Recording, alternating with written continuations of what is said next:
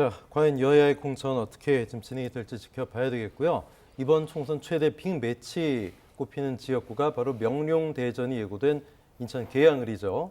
이재명 대표와 원희룡 전 장관 어제 인천 계양에서 잠시 마주치고 악수를 나눴다고 합니다. 지난 8일에도 잠깐 우연히 마주쳤는데 그때는 뭐 인사는 못했다고 하죠. 장 소장님. 네. 이재명 대표가 여기서 출마하고 두 분이 붙기는 붙는 걸까요? 붙죠. 네. 이분들 뭐 이제 곧 출마 선언도 이재명 대표가 한다고 하잖아요. 그래서 이 두 분 만나서 저는 이런 생각과 노래를 했을 것 같아요. 노래해도 되는지 모르겠지만 이재명 대표는 원희룡 전 장관을 향해서 이런 노래를 불렀을 것 같아요. 잘하셔야 돼요. 우리 집에 왜 왔니, 왜 왔니, 왜 왔니 이렇게 하니까 원희룡 전 장관은 이재명 대표에게 배지 뺏으러 왔단다 이러는 것 같아요. 그래서 이런 것들이 이제 양측 간에 상당히 신경전과 갈등이다라고 볼 수밖에 없고 이재명 당대표로서는 이 계양을이 어떤 데인데 네. 여기서 국민의힘 보수우파 정당 계열이 여기서 배지를 달았던 적은 한 2년밖에 안 돼 보궐선거로. 나머지는 다 우리 민주당 계열이 선거 승리한 곳인데 당신 무모한 도전한 거야 라고 한 거고 이 원희룡 전 장관 같은 경우엔 내가 멋있게 도전해가지고 잘하면 나 이길 수 있어 라고 생각을 하는 것 같습니다. 그래서 이쪽 지역 우리 OBS에서도 상당히 좀 관심적으로 좀 지켜보지 않을까라는 좀 생각이 드는데 어쨌든 이걸 지켜보는 국민들은 재미있는 관전 포인트다라고 말씀드려요. 김사환 평론가 어떻게 보세요? 계양을이 진짜 핫한 지역구가 됐는데 뭐 미니 대선급 이건 좀 오반가요? 어떻게 보십니까? 그렇죠. 그건 좀 오방인 것 같고요. 앞으로 어떻게 하겠습니까? 한동훈 비대위원장도 있잖아요. 뭐 그렇지 않나요? 네. 근데 저도 노래를 불러야 될 것 같은데 노래를 잘 못 반주가 불러가지고요. 없어가지고요 지금. 네. 그건 안 될 것 같은데 말씀하신 것처럼 언론의 관심은 집중되겠죠. 언론의 관심이 집중되면 그만큼 네. 주목도가 높아지잖아요. 높아지면 아무래도 당연히 뜨거운 지역구가 될 수밖에 없겠죠. 그런 면에서는 이재명 대표 입장에서는 좀 부담스러울 수도 있겠다 이런 생각은 드는데요. 근데 결과가 저는 뭐 크게 달라질 거라고 생각하지는 않아요.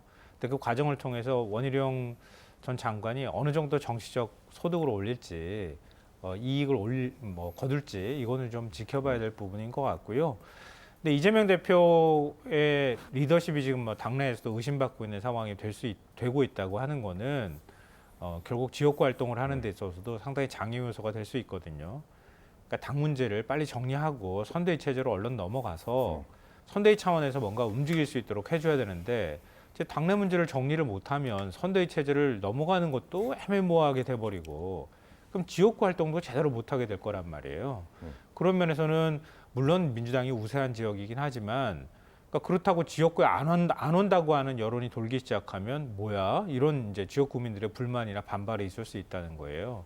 근데 그런 면에서라도 그러니까 지금의 지역구를 사수하기 위해서라도 빨리 당내 문제를 정리하는 게 좋겠다. 그런 생각이 듭니다. 네, 그럼 계양 구민들의 생각은 어떨까요? 명룡대전이 성사된다면 과연 누가 더 유리한 고지를 선점할까?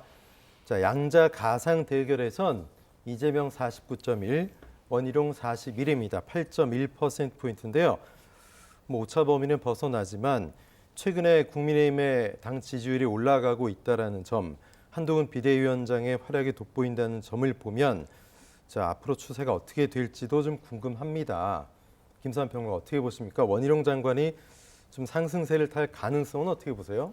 그러니까 그게 원희룡 장관이 열심히 하기보다는 이재명 대표가 어느 정도 하느냐에 오히려 달렸다 이렇게 저는 생각하고요. 근데 원 장관 입장에서는 다른 거는 홀가분하잖아요. 물론 이제 경기 지역에 특히 이제 인천이든 경기든 간에 전체 선거를 총괄하는 일정한 역할을 맡길지 아닐지 이건 좀 봐야 되겠지만 어찌됐든 그렇다 하더라도 운신의 폭은 좀 그러니까 움직일 수 있는 동선은 제한된단 말이에요. 그러면 계양을에 모든 선거 역량을 집중할 가능성도 있어요. 근데 유권자들의 마음은 사실 모르는 거잖아요. 그러니까 어떤 뭐 표심들이 생겨날지를 모르는 거니까 아직 뭐 선거 결과를 예단하기는 어렵다고 보는데요. 근데 그렇다 하더라도 이재명 대표가 가지고 있는 정치적 무게감이 있는 상황이기 때문에 원희룡 전 장관이 계속 뭐 지지율이 올라가서 민주당을 뭐 꺾거나 이렇게 하기는 쉽지는 않을 거라고 현재로서 보입니다. 네.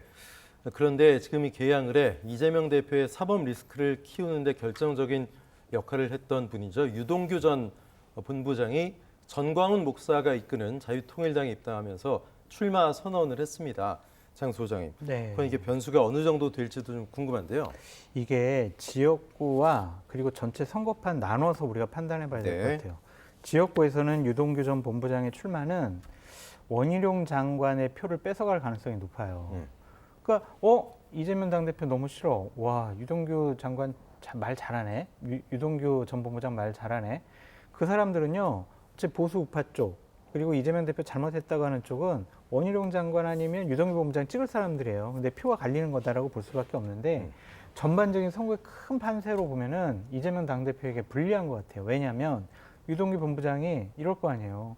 아유, 성남시장 시절에요. 제가 본부장이었는데요. 그때 저한테 이랬어요, 저랬어요. 대장동과 관련해서요.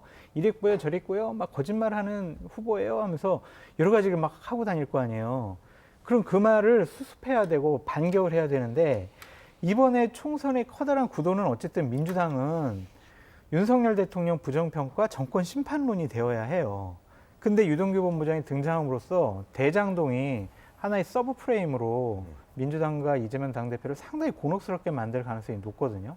그래서 유동규 본부장의 출마는 결국에는 민주당에게는 전국적인 큰 선거 판세상 좀 불리한 요소가 아니냐라는 생각이 듭니다. 뭐 말씀하시는 거에 전반적으로는 동의하고요. 좀 더 근본적인 얘기를 좀 했으면 좋겠는데요. 유동규 본부장이 이재명 대표 범죄자라고 하고 있잖아요. 마치 자기가 공익신고자인 척하네요. 보니까. 그러니까 자기가 받은 뇌물은 뇌물이 아닌 모양이죠.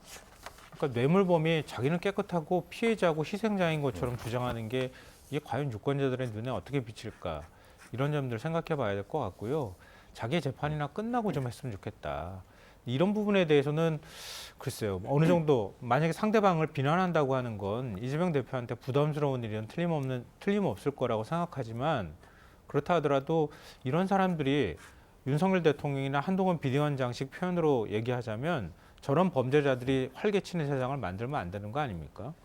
그러니까 그렇게 했던 사람들이 잘한다 박수 쳐주면 앞으로도 비슷한 일이 계속되지 않겠어요? 김성환 평론가님 옳으신 말씀을 했고요. 그러한 잣대가 지금 아직 재판 진행 중인 조국 전 장관에게도 똑같이 적용되어야 한다라고 생각됩니다. 알겠습니다. 두 분과 말씀 여기까지 나누겠습니다. 김성환 평론가, 장성철 소장 고맙습니다. 감사합니다.